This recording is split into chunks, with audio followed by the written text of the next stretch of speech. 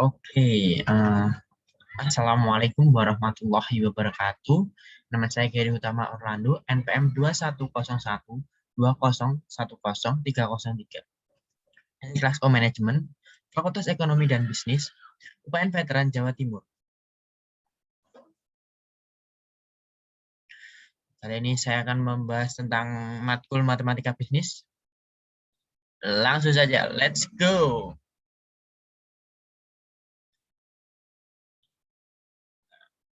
Materi pertama yaitu himpunan.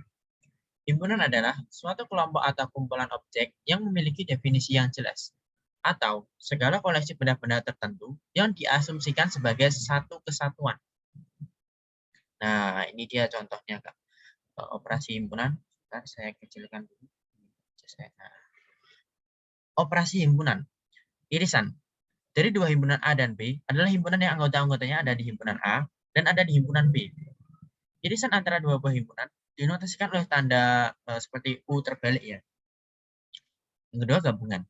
Dari dua himpunan A dan B adalah himpunan yang anggota-anggotanya merupakan gabungan dari anggota himpunan A dan himpunan B. Gabungan antara dua buah himpunan dinotasikan oleh tanda U. Seperti U lah. Magnet. Selisih. A selisih B adalah himpunan dari anggota A yang tidak memuat anggota B. Selisih antara dua buah himpunan dinotasikan oleh tanda strip. Komplement. Dari suatu himpunan adalah unsur-unsur yang ada pada himpunan universal semesta,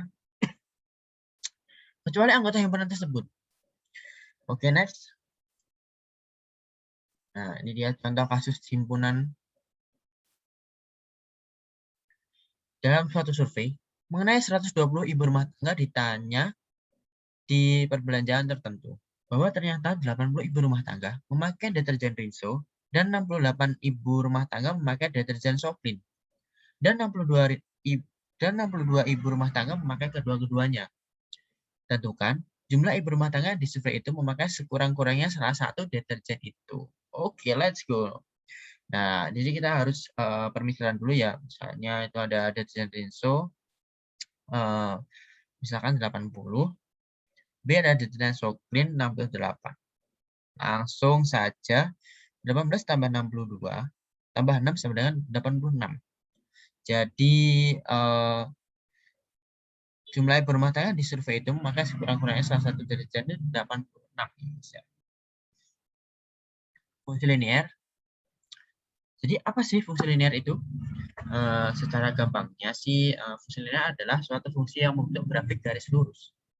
Fungsi linear, maka tertinggi variabelnya sama dengan 1. Nah, saya kecilkan sedikit.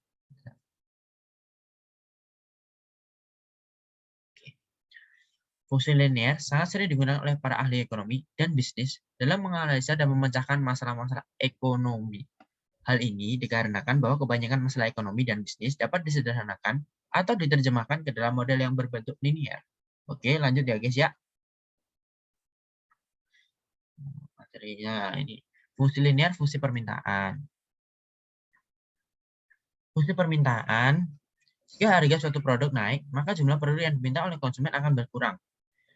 Nah, bentuk umumnya adalah P sama dengan min A Q plus B, di mana P harga per unit, Q adalah kuantitas, A koefisien, B harga pada saat X sama dengan 0. Oke, let's go. Lanjut. Nah, contoh kasusnya adalah Bu Evi, seorang penjual daging ayam di pasar tradisional.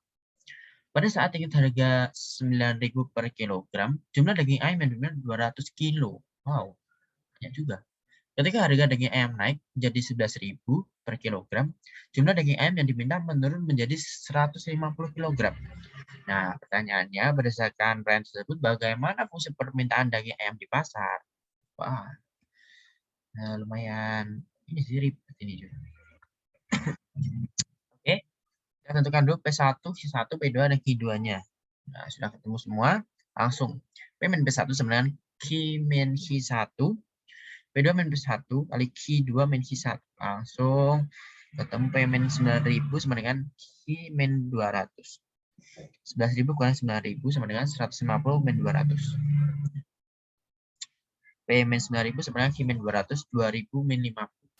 Min 50P plus 450.000 sama dengan 2.000 Q min 400.000. Min 50P, jadi 450.000-nya dipindah ruas ya. Min 50P sama dengan 2.000 Q sama dengan 400.000 min 450.000. Hasilnya min 50P sama dengan 2.000 Q min 850.000. P sama dengan min 40 Q plus 17.000. Maka dapat dimisahkan jika P sama dengan 0, Q sama dengan 0. Oh iya, dapat misalnya lagi ya, teman-teman. Q sama dengan min 1/4 P plus 425P sama dengan min 40 Q plus 17.000. Sama dengan P-nya dimasukkan sama Q-nya nanti kan 0 ya. Jadi langsung hasilnya 425 sama dengan 17.000. Jadi hasilnya 17.000 ya.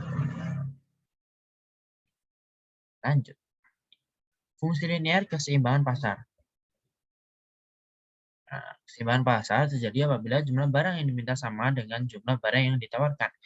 HID sama dengan HIS, atau harga barang yang diminta sama dengan barang harga yang ditawarkan. PD sama dengan PSO, tadi jumlah barang, sekarang harga barang. Oke. Lanjut. Contoh kasus fungsi linear keseimbangan pasar. Fungsi permintaan akan suatu barang ditentukan oleh persamaan HID sama dengan 13 min P. Sedangkan fungsi penawarannya ditunjukkan oleh persamaan HIS sama dengan min 8 plus 2P. Terhadap barang tersebut dikenakan pajak sebesar 6 per unit. Oh, 6 rupiah maksudnya. 6 rupiah per unit. Pertanyaannya, bagaimana keseimbangan sebelum pajak? Set. Langsung. D sama dengan GF. 13 min P sama dengan min 8 plus 2P. Min 2P sama dengan min 8, min 13. Min 3P sama dengan min 21. P sama dengan min 21 per min 3. Oh ini maksudnya kali ini tadi, bukan min ini, salah ini. P sama dengan 7. Jadi Q 13 min P, Q sama dengan 13 min 7, Q sama dengan 6. Jadi P sama dengan 7 dan Q sama dengan 6. Penawaran sebelum pajak itu QS sama dengan min 8 plus 2P. Oke, lanjut. Deret hitung adalah deret yang perubahan sukunya berdasarkan penjumlahan terhadap satu bilangan tertentu. Bilangan yang membedakan suku-suku dari deret hitung ini dinamakan pembeda, yaitu selisih antara nilai-nilai suku yang berurutan. Nah, rumusnya biasanya seperti ini sih di deret hitung. Sn sebenarnya A plus N-1 kali B. Maaf ada suara azan. Deret hitung modal bunga sederhana. Modal bunga sederhana merupakan bagian dari aplikasi ekonomi berderet. Apabila seseorang melakukan investasi dan menerima bunga setiap tahun, maka untuk setiap tahun akan menerima sejumlah uang tertentu dalam jumlah yang sama dari bunga yang diberikan tersebut. Pendapatan bunga dapat dinyatakan dengan rumus I sama dengan P kali I kali N. Untuk memperoleh nilai dari awal yang terakumulasi pada akhir tahun ke N, Fn, dapat dihitung dengan cara modal awal P ditambah dengan semua pendapatan bunga selama periode waktu N. Dapat dinyatakan dengan rumus berikut. Fn sama dengan P plus P kali I kali N, atau Fn sama dengan P I plus I kali N. I sama dengan jumlah pendapatan bunga, P sama dengan pinjaman pokok atau modal awal atau nilai saat ini, I kecil tingkat bunga tahunan. N sama dengan periode atau waktu. Fn nilai pada masa ke N, future value. Dalam transaksi bisnis keuangan, kita juga perlu memperkirakan nilai sekarang dari suatu nilai masa yang akan datang, maksudnya pada jumlah uang tertentu. Jika nilai dari masa yang akan datang Fn, tingkat bunga I, dan jangka waktu N telah diketahui, maka rumus untuk memperoleh nilai saat ini adalah P sama dengan Fn per 1 plus I kali N. Ini ada I kecil dan I besar. Contoh kasusnya yaitu, hitunglah pendapatan bunga sederhana dan nilai yang terakumulasi di masa datang dari jumlah uang 5 juta yang disimpan di bank selama 5 tahun dengan bunga 12% per tahun. Nah, saja. Oh, ini salah. Ini harusnya I besar ya, teman-teman ya. P besar sama dengan 5 juta. N sama dengan 5, I kecilnya 0,12. Nah, ini harusnya I besar 5 juta kali 5. N-nya kan ketemu 5, terus I kecil ini 0,12 sama dengan 3 juta. F5 5 juta kali 1 plus 0,12 kali 5. Hasilnya 8 juta ya teman-teman. Lanjut guys. Deret ukur. Yaitu deret yang perubahan sukunya berdasar perkalian bilangan tertentu. Bilangan yang membedakan suku-sukunya disebut pengganda. Nah, biasanya rumusnya seperti ini. AP pangkat N-1. Langsung saja deret ukur model bunga maju. Merupakan penerapan deret ukur dalam kasus simpan pinjam dan kasus investasi. Dengan model ini dapat dihitung misalnya besarnya pengembalian kredit di masa datang berdasarkan tingkat bunganya atau sebaliknya. Untuk mengukur nilai sekarang dari suatu jumlah hasil investasi yang akan diterima di masa datang. Nah, ini Fn sebenarnya P kali 1 plus I pangkat N. Nah, ada penjelasannya. Kalau Fn nilai masa datang, P nilai sekarang, I bunga per tahun, N jumlah tahun. Oh, ini ada lagi. Frekuensi pembayaran bunga ini dilambangkan M kali dalam setahun.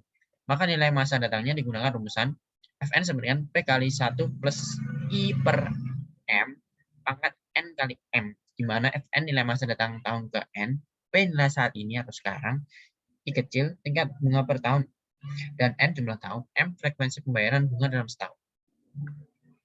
Contoh kasus deret ukur model bunga maju. Bapak James mendepositokan uangnya di bank sebesar 5 juta dengan tingkat bunga yang berlaku 12% per tahun dimajemukkan. Berapa nilai total deposito Bapak James pada akhir tahun ketiga? Berapa banyak pula pendapatan bunganya? Nah, ini. Kita P sama dengan 5 juta. I kecil 0,2, N3 dengan F3 dan I besarnya. Langsung ketemu 2.024.640. Oke. Nah, tidak terasa sampai di penghujung slide ya teman-teman. Jadi segini saja materi yang bisa saya paparkan dan saya jelaskan. Mohon maaf apabila banyak kekurangan di awal tadi, tapi sudah saya benarkan ya. Sekali lagi saya minta maaf karena tadi kesalahan, tapi saya sudah ini. Ya, terima kasih. Wassalamualaikum warahmatullahi wabarakatuh. Semoga ilmunya bermanfaat ya teman-teman.